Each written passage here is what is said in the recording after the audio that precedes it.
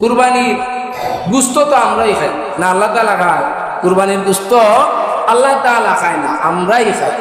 তবে আল্লাহ তাআলার কাছে কুরবানির গোশত, কুরবানির রক্ত পৌঁছে না, বরং কুরবানির যে বয় আছে, এই বয়টা আল্লাহ তাআলার নিকট পৌঁছে যায়। কুরবানি কিন্তু আল্লাহ তাআলাকে সন্তুষ্ট করার জন্য দেওয়ার লাগে, এটা কিন্তু আদিকাল দিকা কুরবানি হয়ে আইছে, আদিকাল দিকা কুরবানি হয়ে আইছে, এখন পর্যন্ত কুরবানি হইতে আছে। প্যারা হাজিরিন, হযরত আদম আলাইহিস সালাতু ওয়াস সালাম যখন পৃথিবীর মধ্যে আগমন করলেন, আল্লাহ পাক রব্বুল আলামিনের হুকুমে পৃথিবীর মধ্যে মানুষ বাড়ানোর জন্য হযরত আদম আলাইহিস সালাতু ওয়াস সালামের বিবি হাওয়া আলাইহিস সালাতু ওয়াস সালামের পুরুষের যমজ সন্তান জন্ম নিত। দুইজন কন্যা দুনিয়ার মধ্যে সন্তান আগমন করত।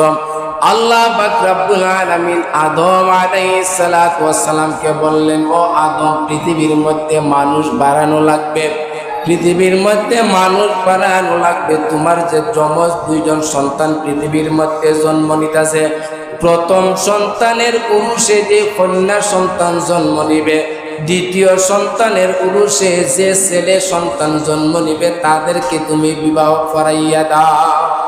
আদম আলাইহিস সালাতু ওয়াস সালামের পৃথিবীর মধ্যে 119 জোড়া সন্তান দুনিয়ার মধ্যে আগমন করিয়াছে। তো পৃথিবীর মধ্যে মানুষ বাড়ানোর জন্য আল্লাহ তাআলার পক্ষ থেকে হুকুম হইল যে পৃথিবীর মধ্যে তো মানুষ বাড়ানি লাগবো, তো তোমার তো দুইজন করিয়া তোমার স্ত্রী করবে, দুজন করিয়া সন্তান আগমন করতেছে, তাদের প্রথম যে কন্যা সন্তান আছে, প্রথম কন্যা সন্তান এবং দ্বিতীয় উরুষে যে ছেলে সন্তান আসে, তাদেরকে তুমি বিবাহ করাইয়া দাও।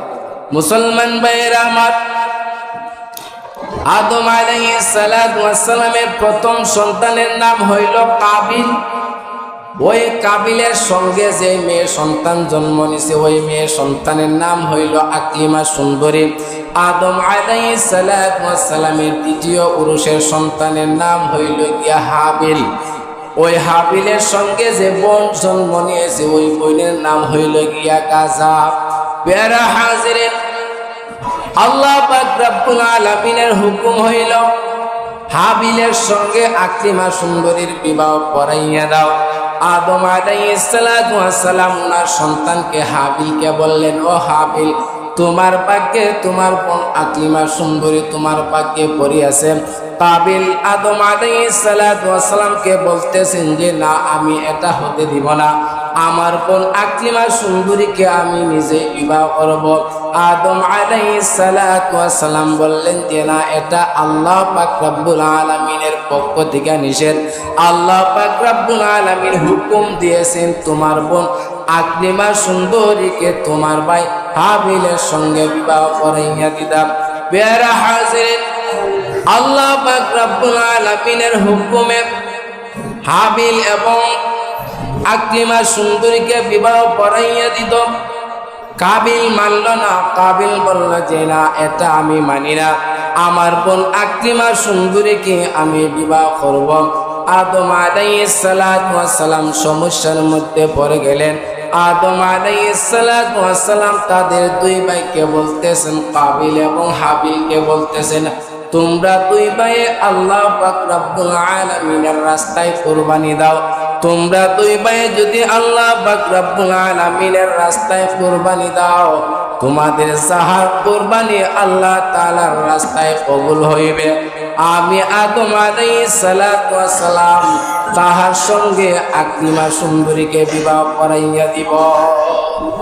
মুসলমান ভাইয়েরা আমার, আদম আলাইহিস সালাতু ওয়াস সালাম চিন্তা করে দেখলেন, আদম আলাইহিস সালাতু ওয়াস সালাম মনে মনে ভাবলেন, যাহার ভিতর সৎ রয়েছে, যাহার অন্তরের মধ্যে তাকওয়া রয়েছে, আল্লাহ পাক রব্বুল আলামিন তাহার তাকওয়ার কারণে, তাহার ভয়ের কারণে আল্লাহ পাক রব্বুল আলামিন তাদের কুরবানি কবুল করবে, তাহার কুরবানি কবুল করবে।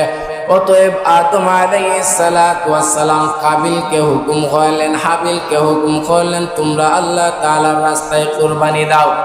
যখন হুকুম করলেন তখন দুই ভাই প্রস্তুতি নিল কুরবানি দেওয়ার জন্য। দুই ভাই প্রস্তুতি নিল। কাবিল তখন আপনার মানে কৃষি কার্য করতো, আর হাবিল উনি বেড়া পক্ষী দুম্বা এগুলা পালন করতো। মুসলমান ভাইয়েরা আমার, কাবিল করলো কি, তাহার যে শস্যগুলা আছে, শস্যগুলা আল্লাহ তাআলার রাস্তায় কোরবানি দেওয়ার জন্য প্রস্তুতি নিলেন। আর হাবিল আল্লাহ পাক রব্বুল আলামিনকে সন্তুষ্ট করার জন্য পেয়ারা দুম্বা আল্লাহ তাআলার রাস্তায় কোরবানি দেওয়ার জন্য প্রস্তুতি নিলেন। তখনকার যুগে কোরবানি কিন্তু ভিন্ন রকম রইত।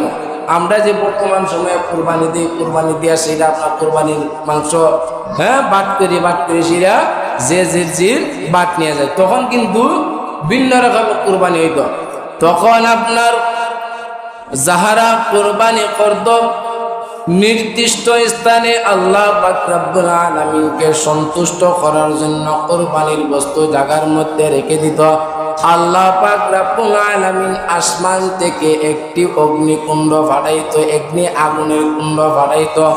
আসমান থেকে আগুনের কুণ্ড আসিয়া যাহার কোরবানি কবুল হইত, তাহার কোরবানিকে জ্বালাইয়া ফুরাইয়া ছাই হইয়া আবার উদ্দেশ্য হইয়া যাইত। মুসলমান ভাইয়েরা আমার, আদম আলাইহিস সালাতু ওয়াস সালাম দুই ভাইকে হুকুম দিলেন, দুই ভাই কোরবানির জন্য প্রস্তুতি নিলেন নির্দিষ্ট স্থানে।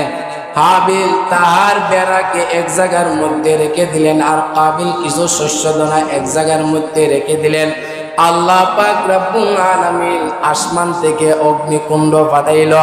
আসমান থেকে অগ্নিকুণ্ড আসিয়া হাবিলের কোরবানিকে জ্বালিয়ে পুড়ে ছাই হয়ে আমার উদ্দেশ্য হয়ে চলে গেল। হাবিলের কোরবানি কবুল হয়ে গেল। যখন হাবিলের কোরবানি কবুল হইল, তখন কাবিল বলতেছে যে না, এটা আমি মানি না, এটা আমার প্রতি ধোঁকা দেওয়া হয়েছে, আমি এই কোরবানি মানি না। হাবিল বলতেছে যে না, যাহার ভিতরে সৎ রয়েছে, যেই ব্যক্তি সৎ, আল্লাহ পাক রব্বুল আলামিন সৎ ব্যক্তির সাথে রয়েছে। তারপর কাবিল রাগান্বিত হয়ে বলল যে না, আমি তোমাকে হত্যা করব। মুসলমান ভাইয়েরা আমার, তখন কাবিল হাবিলকে হত্যা করার জন্য প্রস্তুতি নিতেছেন, পদ্ধতি খুঁজতেছেন যে কেমন করে হত্যা করা যায়। তখন তো আবার হত্যা করার প্রথম যুক্ত ছিল। হত্যা করার জন্য মানে মানুষের বুঝতো না, জানতো না হত্যা কিভাবে করা হয়, তখন আর জানতো না। তখন তো মানুষে জানে, তখন বিষটা হইয়া মারতেছে, লাঠি দিয়ে গুতা দিয়া মারতেছে, ডেগাই দিয়ে হারাইয়া মারতেছে, টেটা দিয়া গুতা দিয়া মারতেছে, তাও দিয়া কুবাইয়া মারতেছে। এখন তো মানুষের বুদ্ধি বেশি, যেই কারণে এখন মানুষ হত্যা করাও সহজ হয়ে গেছে। মানুষের বুদ্ধি বেশি দিকা মানুষ হত্যা করাও সহজ হয়ে গেছে। মুসলমান ভাইয়েরা আমার, কাবিল চিন্তিত হয়ে গেল, আমি আমার ভাই হাবিলকে হত্যা করব, কিন্তু হত্যার পদ্ধতি খুঁজে পাইতেছে না। এমন সময় শয়তান হাজির হইল। শয়তান হাজির হইয়া একটা ফাঁকি হাতের মধ্যে নিলেন, একটা ফাঁকি হাতের মধ্যে নিয়ে পাথরের মধ্যে রাখলেন। পাথরের মধ্যে রাখিয়া একটা পাথর চাপা দিলেন। পাথর চাপা দেওয়ার সাথে সাথে ফাঁকিটা মৃত্যুবরণ করলেন। কাবিল লক্ষ্য করলেন কিভাবে হত্যা করা যায়, প্রাণী হত্যা করা যায় কিভাবে। মুসলমান ভাইয়েরা আমার, হাবিলকে কাবিল হত্যা করে নিলেন। কাবিল হাবিলকে হত্যা করে ওই লাশটা গোপন করার জন্য, দাফন করার জন্য কোনো পদ্ধতি খুঁজে পাইতেছে না। হাবিলকে হত্যা করার পরে ওই লাশটাকে গোপন করার জন্য কোথায় রাখবে, এই পদ্ধতিও পাইতেছে না। পেয়ারা হাজিরিন, তখন দুইটা কাক হাজির হইল। দুইটা কাক হাজির হইয়া একটা কাক আরেকটা কাককে টুকরাইয়া হত্যা করলেন। টুকরাইয়া হত্যা করে কাকের যে পা আছে, পা দিয়া আশ্রাইয়া টুর দিয়া আশ্রাইয়া একটা গর্ত করলেন। একটা গর্ত করে ওই জায়গার মধ্যে কাকটাকে দাফন করলেন।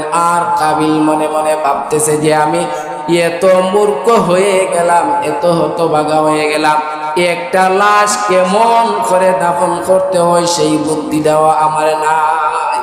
এই পৃথিবীর মধ্যে যত হত্যা হইবে, একবারে আদি কাল থেকে শেষ অবধি পর্যন্ত, মানে ধ্বংস হওয়া কাল পর্যন্ত যত হত্যা হইবে অন্যায়ভাবে, এই হত্যার যে একাংশ গুনাহ আছে এই গুনাহ কাবিলের যে আমল নামা আছে কাবিলের আমল নামার মধ্যে আল্লাহ পাক রব্বুল আলামিন ফেরেশতা দ্বারা উঠাইয়া দিবেন।